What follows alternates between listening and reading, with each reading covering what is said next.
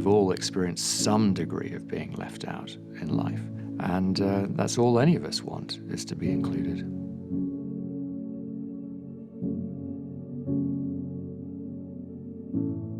If I were talking to someone who was feeling excluded or was being excluded, I would say, look, this isn't about you. This is blindness, or just, at the very least, a lack of kindness and consideration on the part of others who are probably self-consumed, as most of us are. So you continue. You remember who you are. Above all else, we have to constantly remind ourselves that we are cherished children of a Father in heaven who loves us. If we're impatient with someone who doesn't seem to be progressing as fast as we think they might, I think it's always good to look at our own journey and see how fast we're progressing, either now or were at some point. And if I have those thoughts, it's an instant check to prevent me from feeling that way about someone else.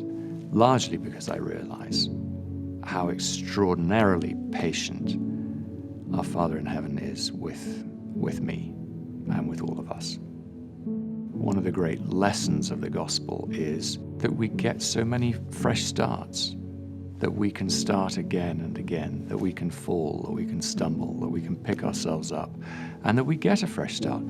You know, there's so much in daily life that doesn't suggest that at all. And this is a place that we get to begin again and begin again and again. I think we lose sight of that, and I think that's so encouraging for people who might get down on themselves. I know a lot of people grow up in the church, and it can be cultural. It can be just what we do.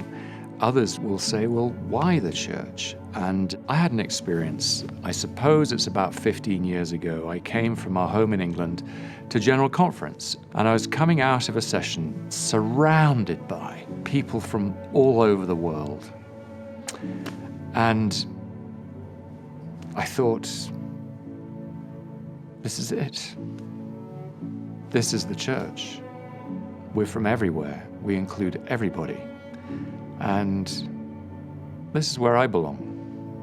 And it was a wonderful feeling.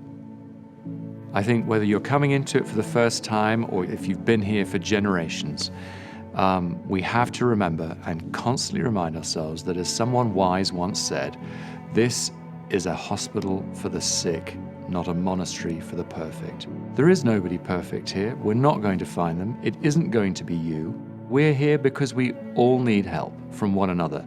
Some of us are helped more for a season by helping others. Others need help for a while. And at different points, we're both of those. But we're here to help each other, and it serves us well to remember that.